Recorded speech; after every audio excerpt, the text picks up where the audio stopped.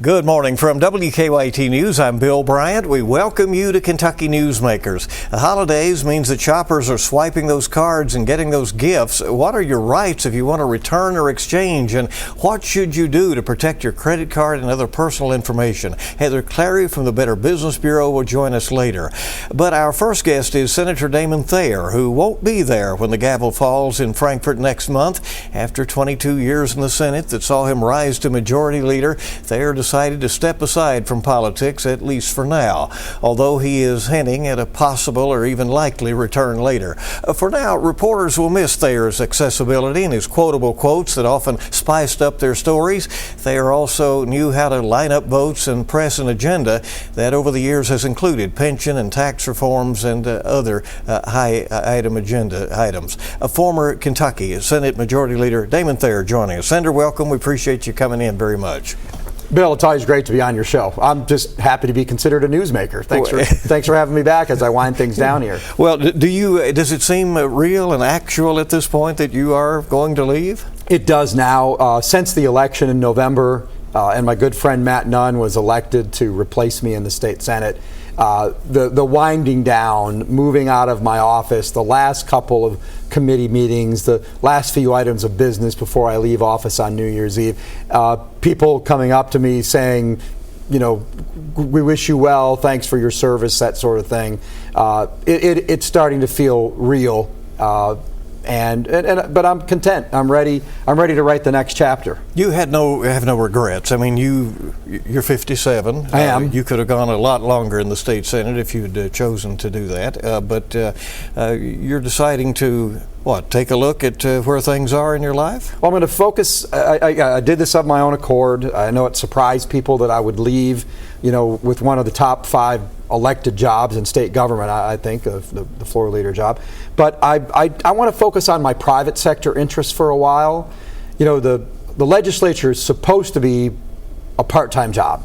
But if you do it well and you're in leadership and you want to stay in leadership, like I did for 12 years, it's really a full-time job. And it's not really allowed me the time and the mental energy to pursue my private sector interests. So I'm going to focus on that for a little bit, but keep options open for the future. It'd be ridiculous of me to say that I'm done with politics. I may be, I may not be. Do you think you'll miss the power and the influence that you've had for over a third of your life? That's a good question. People ask me that all the time. I guess I won't know it until January, February, and March. I think what I might miss a little bit is the floor action.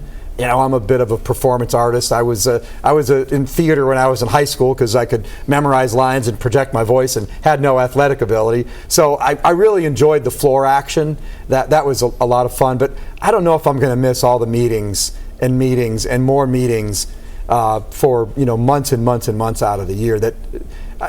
Look, I slayed a lot of dragons, Bill. I'm going to put my sword away for a little while, but I'll keep it sharpened. As you look back, you did tackle some major issues over the years, like pension reform and the ongoing effort to eliminate the income tax. Do you believe you're leaving Frankfort better than you found it? Yes, I do, and that made the decision to leave easier.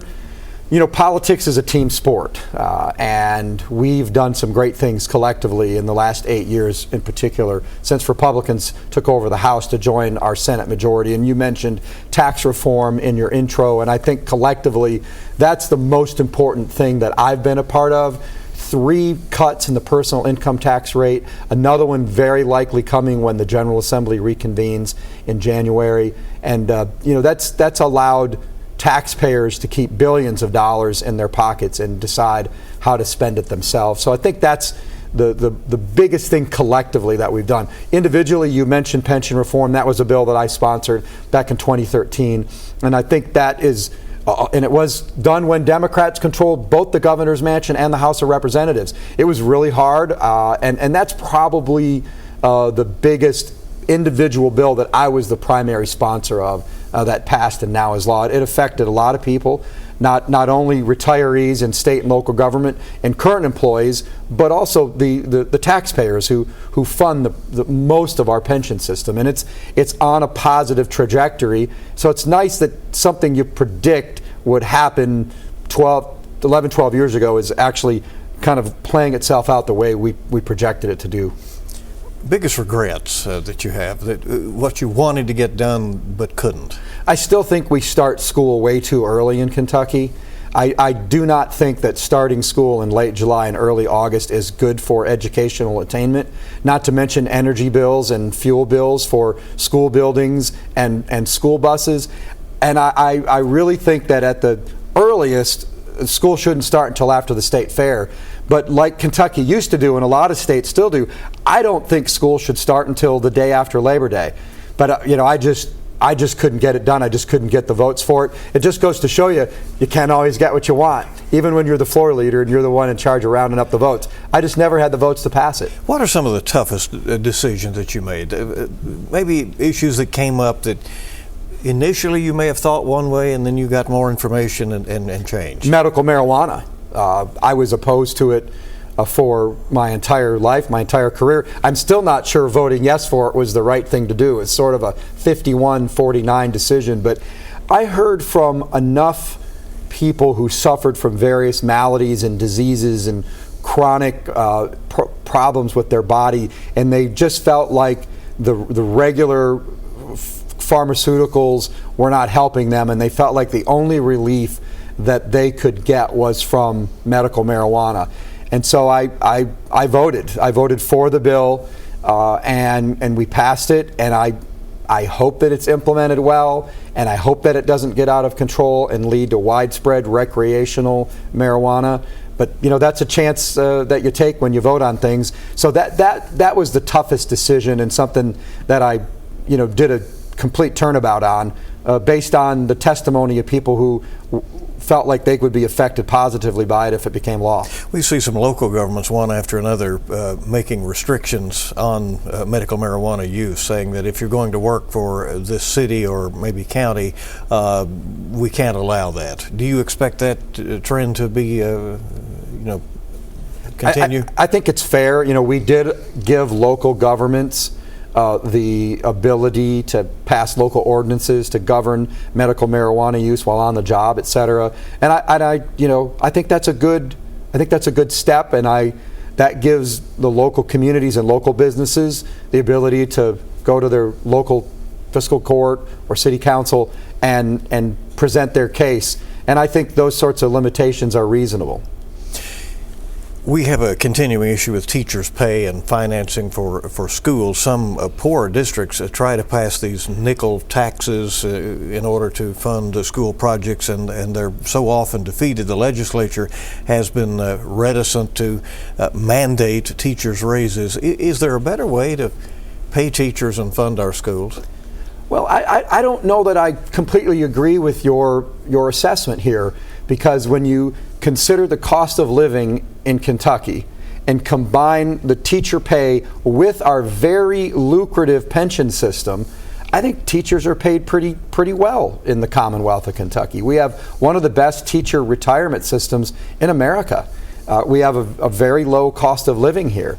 And schools can take a 4% increase of their local property taxes every year without reprisal from the voters. And since Republicans have taken over the House and Senate year after year after year, we have given record funding back to our schools. But you have to remember, teachers are not employees of the state. It's wrong for the state to mandate a raise to our local school districts. Now, I'm a little frosted with a lot of local school districts right now, because I believe a lot of them broke the law with illegal electioneering against issue 2. But I'm trying to separate that and say, look, they're the ones who employ the teachers.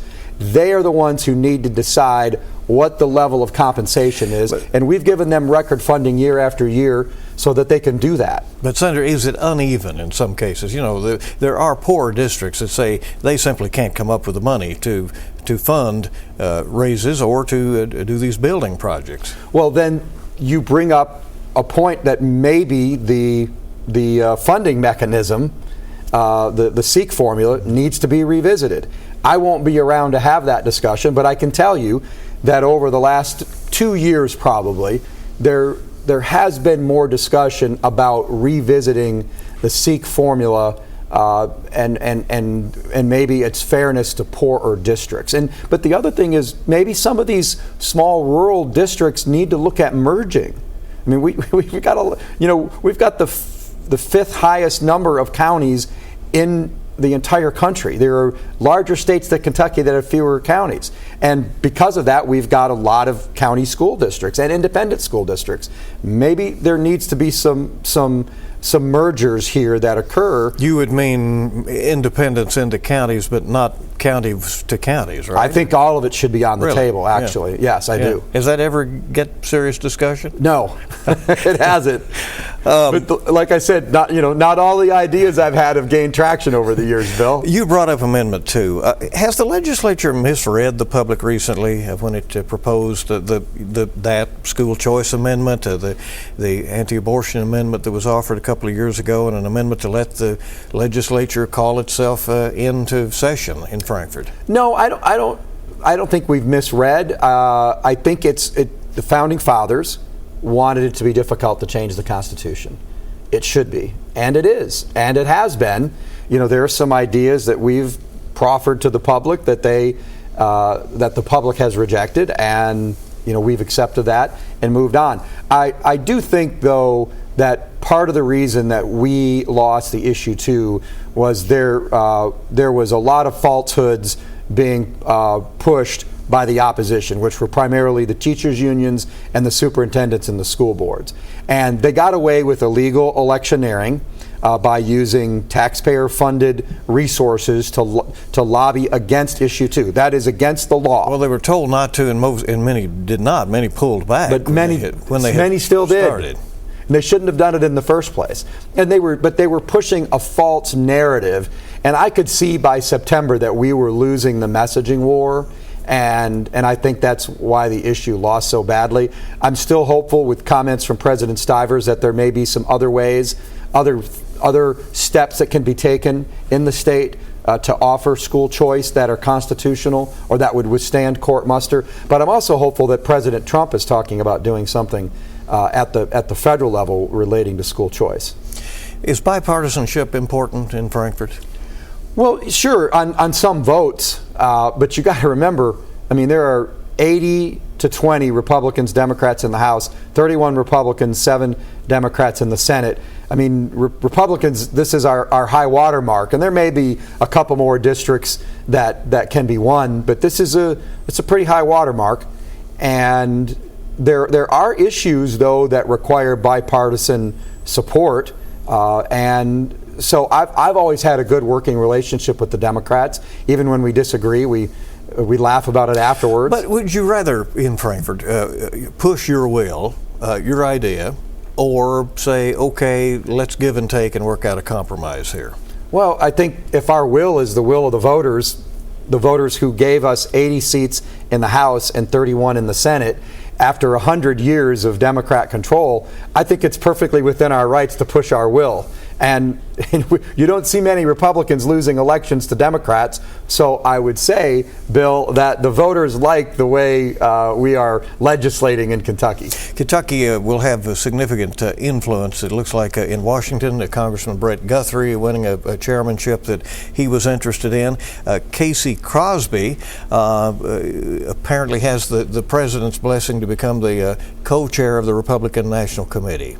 That's a big move, and of course Congressman Comer has been selected to again lead the Oversight Committee. Senator Guthrie will be a great chairman of a really important committee, Energy and Commerce, I think.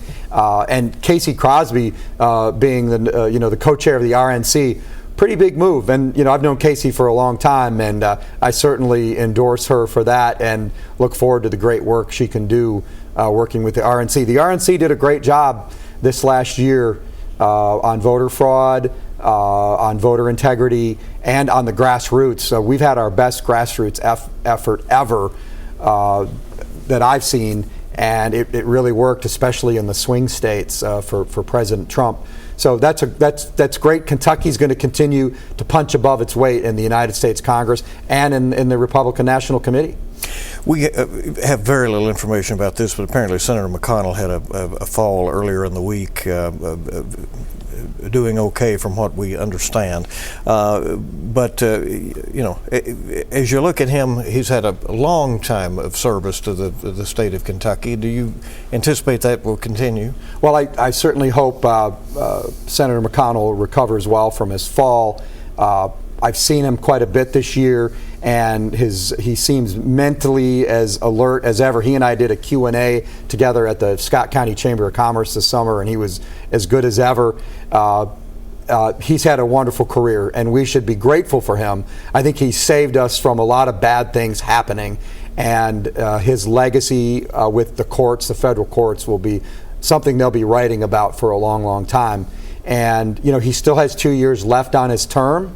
And I don't think anybody should rush him into a decision. I think he's earned the right to decide his political future on his own timeline.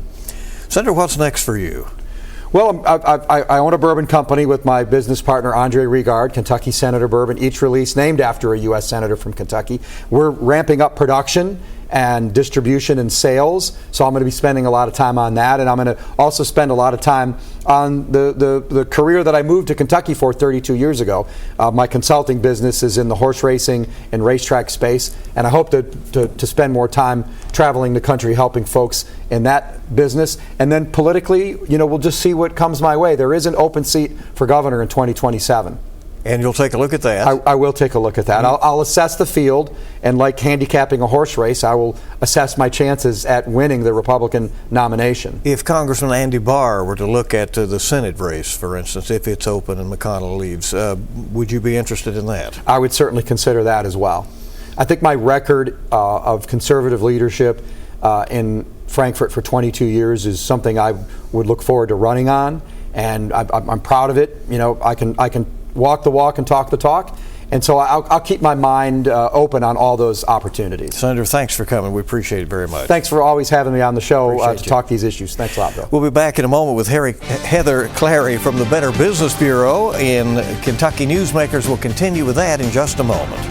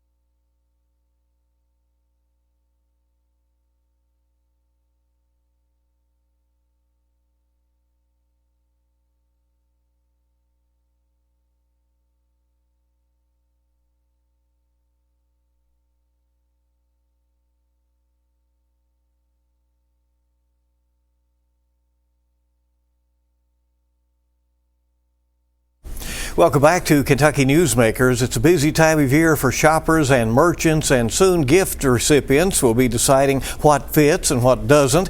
What are your rights? What are the rules? Many are shopping online these days. Some worry about exposing their credit card or personal data, and there are apparently billions of dollars worth of unspent gift cards out there. Heather Clary is here with some answers for us from the Better Business Bureau of Central and Eastern Kentucky. Thanks for coming. We appreciate it as always. It's my pleasure. As people are doing their holiday shopping, some things to keep in mind. Should they get receipts and hold on to those? Oh, definitely. And many stores anymore will offer you a gift receipt automatically that spits right out of the machine once you make your purchase. Whether you're buying, a sweater for someone special and a loaf of bread while you're at it, you get that receipt. And that makes it handy for you to tuck it into the package so that if that person needs to return it for some reason, they have that available to them. And also keep in mind that stores can set their own refund and exchange policies. Watch the calendar on that, because it could be 30 days. After 30 days, it might only be store credit as opposed to a cash or just a straight exchange. And those are usually posted at the customer service desk or at the cashier's station or even on the receipt. So be sure to watch that clock if you receive something that's not quite right, or you're giving something to someone that may need to be returned, so that they don't miss out on the value of that. Because they have the right to set their rules. They do. And online can even create more more challenges there as well. Yeah, if you're shopping online, as so many do, and so many have the big box truck delivers those items to the front door. What are some things to keep in mind there? If you're going to return something and you've ordered it offline, it was delivered, one thing you can do is find out if there's a bricks and mortar location you can return it to, as opposed to having to ship it back. Retailers like Amazon, for instance, they have retailers you can take it to and they will accept it there for you. So, but always look at the website. Usually it'll tell you what you can do, whether or not that retailer is going to cover the shipping, if you do have to return it for some reason. All of that should be found on the website. Look for that information closely in case you do have to have that happen. Also, remember, some items do have a restocking fee attached to them. That usually applies to things like video games, some electronics, where there's going to be a charge for that if it's been opened. So kind of make sure it's not a duplicate or something before you rip into it so that you can have an easier time returning that. Does purchasing with a credit card give you any extra layer of protection? That is something that the Better Business Bureau does recommend. Now, people say, I don't want to run up that credit card. That's horrible. But you do have that dispute mechanism if something goes wrong. And with all the phony websites that are mixed in there with the legitimate ones out there, that can be extra helpful to you in case what you receive isn't what you thought you were going to get, or you get nothing at all. You can contact your credit card provider and usually you can dispute that, as opposed to having just used a straight debit. If a website only accepts things like Zelle, Venmo, PayPal, there's no way to use a credit card at all, you may want to question that more closely. Because why is that? Because most retailers are going to accept that. Heather, what about giving the information you have to give to make the purchase? And so they'll have your credit card numbers and your other information. Right. Should make you sure be careful about that? Yeah. Make sure the website is secure. Usually, you can tell that up in the URL box where the www is. You'll often see a padlock up there to show it's a secure website. After the HTTP in the top, you might see an S. But again, you want to make sure you're dealing with a reputable establishment to begin with. If it's somebody you've never ordered from before, also use extra caution on social media. There are sites that pop up on Facebook Marketplace and other places like that, and then suddenly it's gone. A few days later, you didn't get your item, you can't contact them. So be sure you know who you're dealing with. Look under Contact Us. If all there is some 800 number and that's it, or maybe just some generic email, how are you going to get in touch with them if there's a problem down the road? In some instances, people run into these places are located overseas, and then nobody can help you if there's a problem there. Gift cards, we all get them and give them, and sometimes we forget about them, right? Yeah. So there's one report that there's $23 billion worth of unspent cards out there. How do you be sure that you don't lose the value of those cards? First, don't lose track of them. Right, that wouldn't surprise me. Sometimes you might tuck it away in a drawer or a jewelry chest and just forget it's there. Use it or lose it is what we always say about gift cards, especially with some establishments. Anymore, you can look at the news on any given day and some company's going out of business or has declared bankruptcy, and then you may very well lose the value of that card. So keep it top of mind. Whoever gave it to you wants you to enjoy it, to go out and shop for something you like, go out and enjoy a meal somewhere. So use it as quickly as you can. Also look at the back and see if there's anything like it loses some value. If it sits unused for a certain amount of time, it may lose a couple of dollars. However, those are not supposed to expire for some time. But, if the business goes out of business, then there's really nothing you can do about that. So, go ahead and use it and enjoy it. But keep an eye on businesses that may be going out. Well, right? yeah, you just never know anymore, so you might as well use it, What is the area that you receive the most inquiries about these days? It's kind of hard to say, but I think a lot of it might be online, just instances online, people also checking out contractors that maybe left them high and dry. We do want to remind people that the Better Business Bureau can help guide them to companies they can trust. They can always check out a business at bbb.org, where our nonprofit business organization has files on thousands and thousands of businesses. Not every one of them out there, but you can certainly look it up, see what kind of letter grade rating it has, see if it's a BBB accredited business that meets our standards before you do business with someone. And that way you might feel a little more secure as opposed to blindly using a company you know nothing about, and boy, you wished you'd looked it up because you saw there was a whole line of unanswered complaints or other problems. You can, do your diligence on the front end. And what are the benefits for businesses? You know, you hear the BBB, you sort of think of the hammer sometimes, you know, they'll go after them. But it is a teamwork approach. It is. We're a nonprofit organization. Yeah. We are not attorneys. However, the businesses across greater Kentucky and South Central Indiana that support our organization have met our standards. They have agreed to do business ethically because they want to keep the money in their communities and not lose them to the con artists that are out there. And there are many benefits for businesses who also take that extra step to become accredited. It's an invitation process, but if you qualify, we'd certainly love to have you on board with us. We have programs that help guide customers who want to spend money with reputable people to you, and that can be a benefit for your business as well. And as we're in the fourth quarter and you may be looking ahead to the new year, why not give us a shout and see if you might want to get on board with us at the BBB. And if there is a dispute, how does the BBB attempt to resolve those? Right. The Better Business Bureau acts as a neutral third party in our dispute mechanism. It is absolutely free. If you have a complaint against a BBB accredited business you weren't able to work out, they are required by their accreditation standards to respond to that, and we kind of act as an intermediary to try to help work that out. If you have a problem with a business, I mean, many businesses who do not belong also will respond to complaints and try to resolve them. If the company anymore, we're all joined by the internet. People are doing business across the globe and across the nation. If the company's in another area, we may refer you to that Better Business Bureau and get the process going for you there. And hopefully you can get things recovered that way. All right, just a quick checklist now, what to watch out for here at the holidays as people are maybe spending, you know, and getting things done quicker than you would normally. It's easy to get distracted. Yeah. So once again, double check what website you might be shopping on. Keep an eye on any deliveries you have coming. Porch pirates are big this time of year. There's steps you can take. See if you can have a signature required in order to get that gift, or leave it with a neighbor if you're not going to be home. Beware of any unsolicited texts you get that may look like it's from a retailer or somebody saying you've got a package that's coming. It could be a phishing scam. Anything that just sounds iffy, feel free to give us a call. Check it out at bbb.org, and if it is a scam, please report it to BBB Scam Tracker.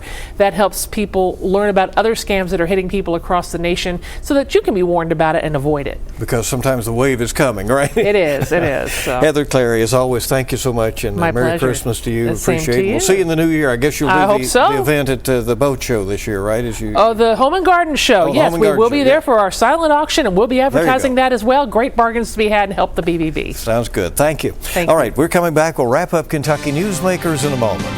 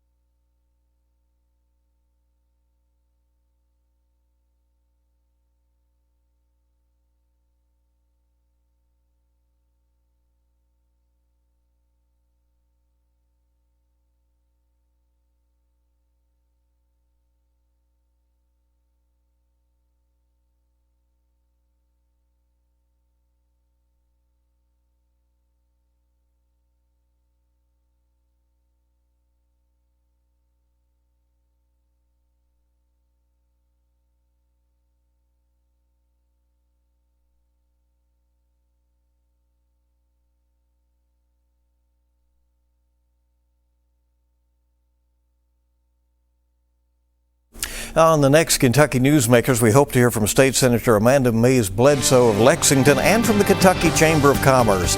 That's Kentucky Newsmakers. You make it a good week ahead.